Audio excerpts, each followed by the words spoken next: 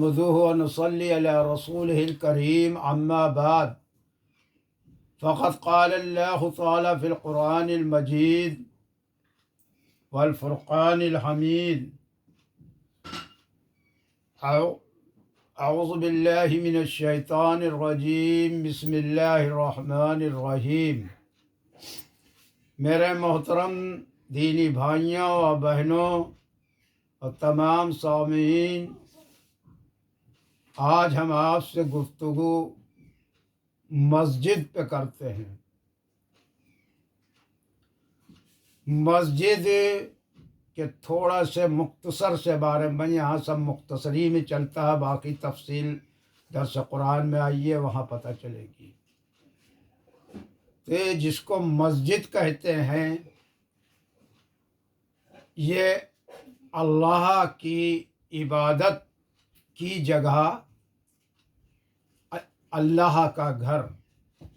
اس مسجد کے اندر صرف اور صرف اللہ کی عبادت ہی کرنے کے لیے مسجد تعمیر ہوتی ہے، اور اس مسجد کے اندر کسی کو شرعی اجازت نہیں ہے کہ وہ اس مسجد کے اندر کوئی بھی دنیاوی بات کرے۔ مسجد میں اعتکاف کرے، مسجد میں تسبیحات پڑھے، مسجد میں قرآن پڑھے، مسجد میں وظیفے پڑھے، مسجد میں دعائیں مانگے، کوئی دنیاوی بات، کوئی گھریلو بات مسجد میں کرنا جائز نہیں ہے۔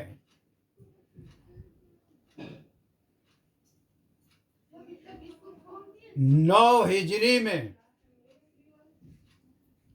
جناب حضرت محمد مصطفیٰ صلی اللہ علیہ وسلم کے وقت میں آپ صلی اللہ علیہ وسلم نے 2 مسجدیں تعمیر کرائی تھیں مدینہ منورہ کے اندر، جسے مسجد نبوی اور مسجد قباء نام ہے۔ کچھ یہودی منافق حضور صلی اللہ علیہ وسلم سے ملے ہوئے تھے، آپ کے ساتھ تھے بظاہر، انہی نے مدینے سے دور 30 میل ایک مسجد تعمیر کرائی، مسجد جزرار جس کا نام ہے۔ اس مسجد کی تعمیر اس نیت سے کی گئی، اس ارادے سے کی گئی کہ اس مسجد کے اندر سے اپنا اڈا چلائیں گے، اسلام کو درغلانے کے لیے، لوگوں کو اسلام سے دور کرنے کے لیے، لوگوں کو شریعت سے ہٹانے کے لیے، اسلام کو مٹانے کے لیے یہ مسجد بنائی گئی۔ اس کو بنانے والے بتائی دی آپ کو منافق تھے، تو یہ اس نیت سے بنائی گئی کہ یہ لوگ سمجھیں گے یہ مسجد، اور مسجد سے ساری خرافات کریں گے۔ اور اعلان انہی نے یہ کرا کہ یہ مسجد ہم نے اس لیے تعمیر کرائی ہے کہ جو لوگ ان مسجدوں میں جو حضور صلی اللہ علیہ وسلم نے تعمیر کرائی ہیں، کوئی ضعیف ہے، کوئی کمزور ہے یا کوئی وجہ سے، تو وہ اس مسجد میں نماز پڑھ لیا کریں۔ اس وقت روم کا بادشاہ اسلام کو مٹانے کی تیاری میں فوجیں تیار کر رہا تھا، اور آپ صلی اللہ علیہ وسلم اس وقت بہت بزی تھے۔ آپ نے جہاد کا اعلان کر دیا تھا، لوگ سارے شہروں سے جوق در جوق مدینہ منورہ میں جہاد کے لیے تشریف لا رہے تھے۔ ایسے وقت میں یہ واقعہ ہے، تو اللہ نے بذریعہ وحی جناب حضرت محمد مصطفیٰ صلی اللہ علیہ وسلم پر بتا دیا مسجد کی اصلیت کے بارے میں۔ مسجد، اس مسجد کو حضور صلی اللہ علیہ وسلم نے حکم دیا صحاباؤں کو، اس کو جلا کر خاک کر دو، آگ لگا دو اس کے اندر۔ آگ لگا دی گئی، ختم، مسمار کر دی گئی مسجد کو۔ سمجھ میں آتی ہے آپ کو بات؟ کہ عبادت میں بھی سب سے بڑا دخل مین جو ہے نیت کا ہے۔ اس مسجد کی نیو رکھی گئی تھی اسلام کو برباد کرنے کے لیے، اسلام سے گمراہ کرنے کے لیے، اس کو اپنے ایک اڈے کے طور پہ، جیسے کسی کا ایک اڈا تو ہوتا ہی ہے نا، مافیاؤں کا اڈے، ڈکیتوں کے اڈے، سب کے ہوتے ہیں اڈے۔ تو انہی نے اس مسجد کو بنایا تھا کہ لوگ اس کا مسجد کی نظر سے دیکھیں گے، لیکن آپ پر وہی بذریعہ وہی یہ حقیقت اللہ نے ظاہر کر دی، اور وہ مسجد مسمار کر دی گئی، پھونک دی گئی، آگ لگا دی گئی۔ آئیے اب موجودہ دور میں تشریف لائیے آپ لوگ۔ ابھی میں نے کیا عرض کیا تھا، مسجد کس لیے ہوتی ہے، مسجد میں کیا کام ہونے چاہیے۔ مسجد، پہلے مسئلے دو چار مسئلے اس کے سمجھ لیجئے۔ مسجد اگر آپ نے پوری کی پوری اپنے ذاتی پیسے سے تعمیر کرائی ہے تو بھی وہ مسجد آپ کی ملکیت نہیں ہے، نہیں ہے۔ دوسرے جس مسجد کے اندر ایک ہی فرقے کے لوگ نماز پڑھیں، دوسرے نہ پڑھ سکیں، اس مسجد میں نماز ہی جائز نہیں۔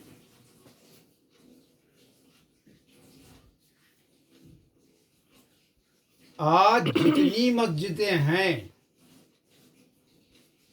اب ہم یہ تو نہیں کہہ سکتے کسی نے پوری کی پوری، بہت اللہ میاں نے، بہت اللہ کے نیک بندے ہیں، بہت کروڑ پتی ارب پتی ہیں، بنوائی ہوں گی، لیکن اکثریت کی بات کرتے ہیں کہ مسجدیں جتنی ہیں وہ سب چندے سے تعمیر ہوتی ہیں۔ اس میں لوگوں کا تعاون شامل ہوتا ہے۔ ہر مسجد میں غلے جا کے دیکھ لیے رکھے ہوئے ہیں، کسی نے اس میں 10 ڈال دیا، کسی نے 100 ڈال دیا، اور کوئی تو چیک کاٹ دیتا ہے مسجد کے نام، جس کو اللہ نے جیسا دیا۔ تو اگر یہ چندے سے بنی ہے تب بھی اللہ کی ملکیت ہے، اگر آپ کے یہ ذاتی فائدے سے بنی ہے تو بھی یہ مسجد ہے۔ اس مسجد کے اندر شریعت کا النگھن نہیں ہو سکتا ہے، شریعت کے خلاف کوئی کام نہیں ہو سکتا، یہاں سے کوئی آپ کی میٹنگ نہیں چل سکتی سوائے دین۔ آج کل کیا ہو رہا ہے، ہر مسجد پر کسی نہ کسی گروہ کا قبضہ ہے۔ مرد حضرات زیادہ اچھی، عورتیں تو مسجدیں جاتی نہیں، اس لیے انہیں نہیں پتہ ہوگا، لیکن ہر مسجد پر ایک قبضہ ہے، اور وہ قبضہ جس کا بھی ہوتا ہے وہ مسجد میں اپنی چلا رہا۔ بات قرآن سے ہوتی ہے، جتنی بات بولی جاتی ہے قرآن اور معتبر حدیث 6 حدیثوں سے چلتی ہے، اپنے من سے نہیں چلتی ہے۔ تو ہر مسجد پہ کسی نہ کسی گروہ کا قبضہ ہے، اور جس گروہ کا قبضہ ہے وہ الگ کسی فرقے کو اس میں نہیں کرنے دیتا۔ مثال کے طور پر اگر وہ جماعتیوں کے قبضے میں ہے تو وہاں کوئی مائی کا لال درس قرآن نہیں کر سکتا، لاٹھیاں چل جاتی ہیں اور بڑے پیمانے پہ جھگڑے کھڑے ہو جاتے ہیں۔ مسجد میں اگر درس قرآن نہیں ہوگا، اگر مسجد میں قرآن نہیں پڑھا، پھر کیا ہوگا؟ پھر تو وہی، یہ تو مسجد سے ضرار والی حرکتیں ہیں، وہی یہودیوں والی حرکتیں ہیں یا نہیں ہیں؟ کیا یہودی کے ماتھے پہ لکھا رہے گا کہ یہودی؟ ہمارے اعمال بتائیں گے کہ ہم کون ہیں، ہم مسلمان ہیں یا نہیں ہیں۔ اگر ہم قرآن کو نہیں مانتے تو ہم مسلمان نہیں ہیں، اگر ہم شریعت کو نہیں مان رہے تو ہم مسلمان نہیں ہیں۔ سیدھی سی بات ہے، کسی سے نہیں پوچھنے کی ضرورت۔ وہ بھلے اچھا سا خوبصورت سا نام پیغمبروں کے نام، ایک تو ہر آدمی پیغمبروں کے نام رکھے رہتا ہے، तो नाम में कुछ नहीं, अमल में है, अमल में, नियत में। दुनिया की कोई इबादत के कोई मानी नहीं। अगर आपने मदद के लिए किसी को 10 रुपया ये खुला दिया, यूँ गया वो रद्दी की टोकरी में, कूड़े के डिब्बे में गया। इस हाथ से करिए और इस हाथ को खबर ना हो, बस आप जाने और आपका अल्लाह, हमारा अल्लाह जाने। आजकल क्या होता है, अगर 4 गरीबों को कंबल बांट दिए तो सारी सुर्खियों में आ रहा है, टीवियों पे चल रहा है, फलां शख्स ने गरीबों को कंबल बांटे तो 4 थे, मीडिया दिखा रही है 4000, बाकी सब अपनी जेब के अंदर। ये सब यहीं तक चलेगा, आगे सब इसका भुगतान भुगतना पड़ेगा। तो बात मस्जिद पे हो रही है, मैं मस्जिदी की बात अलग नहीं जाऊंगा। तो आज हर मस्जिद पर किसी न किसी गिरोह का कब्ज़ा है, और यकीन जानिए का मेरा मामूल है कि मैं फजर के बाद दुआ करना चाहता हूँ, वजीफ़े पढ़ना चाहता हूँ, लेकिन हो क्या रहा है, परेशान रहता हूँ। इधर सलाम फिरा और ऐलान हुआ जमातियों का, आप लोग नमाज, सुन्नत नमाज के बाद तशरीफ़ रखिएगा, दीन की बात होगी। अब कोई वजीफ़ा बंधे हैं किसी के, किसी का कुछ बंधा है, किसी तस्बीहां पढ़नी है, आप शुरू हो गए हंगामा खड़ा करके। आप 10 मिनट बात करते हैं, उसके बाद आप अपने मुद्दे पे आ जाते हैं। चलिए 40 दिन के लिए चलिए, 4 महीने के चलिए, अब बताओ कहाँ जाएं? यह आपको बताए नहीं मस्जिदें किस लिए होती हैं, और फिर क्यों जाए भाई? 40 दिन और 4 महीने, क्या 4 घंटे के लिए भी क्यों जाएं? क्या करते हैं आप, हमें भी तो जाने। हम तो उनकी मानेंगे, कुरान की और हदीस की, इसके अलावा हम किसी की नहीं मानेंगे, किसी की नहीं मानेंगे। उसमें क्या है, कोई अपना शामिल हो या गैर शामिल हो। अगर देवबंद दारुल उलूम देवबंद कुछ कह देगा तो लकीर है एक पत्थर की। हम और आप हर आदमी, आम आदमी नहीं जानता कुरान, तो पढ़े लिखे काबिल वो बताते हैं, उनके बगैर ये वही दारुल देवबंद है, देवबंद है जिसने अंग्रेज़ों के खिलाफ जिहाद का ऐलान करा था। रेशमी रुमाल नाम रखा था। 5 लाख उलमा फांसी दे दिया अंग्रेज़ों ने। कौन था वो? फांसी पे चढ़ने वाले देवबंदी थे, उलमा थे।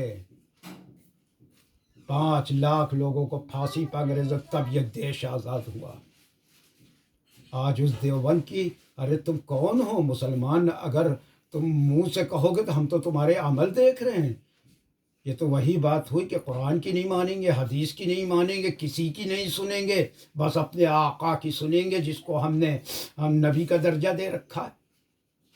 पूरी दुनिया के सब जाहिल जपट है। इस वक्त पूरी दुनिया से आवाज़ उठ रही है, पूरी दुनिया के उलमा, और उधर धमकियों का सिलसिला चल रहा है। मुस्तकिल जमाती धमकियां दे रहे हैं मुफ्तियों को। ये मुसलमान हैं? हमारा जो दीन इस्लाम है वो सबको सलाम करने को कहता, हमारी जो शरीयत है, और आपकी जो शरीयत है वो सिर्फ अपने गिरोह को सलाम करती है। तो ज़रा हमें इसका जवाब दे, ऐसा क्यों? ये सलाम क्या गिरोह में बटा हुआ है? हमारी शरीयत तमाम मखलूक से मोहब्बत करने को कहती हो, क्या है भी किसी धर्म का हो। आपकी कौन सी शरीयत है? कोई कुरान है जो आप छुपाए रखे हुए हैं, जिसमें सिर्फ आप अपने गिरोह के साथ हमदर्दी रखते हैं? तो मेरे भाई, मस्जिद सिर्फ इबादत की जगह है, मस्जिद किसी की मलकियत नहीं। मस्जिद अल्लाह का घर है, वो अपने पैसों से बनी हुई है, चंदे के और चंदे के पैसों से बनी हुई मस्जिदों पे लोग कब्ज़ा करके अपनी वहाँ से कार्रवाइयाँ जारी कर रहे हैं, वहाँ से अपने काफ़िले गुमराह करने के निकाल रहे हैं, जो बिल्कुल सरासर शरीयत के ख़िलाफ़ है। वह आखिर दावाना अनिल हम्दुलिल्लाहि रब्बिल आलमीन।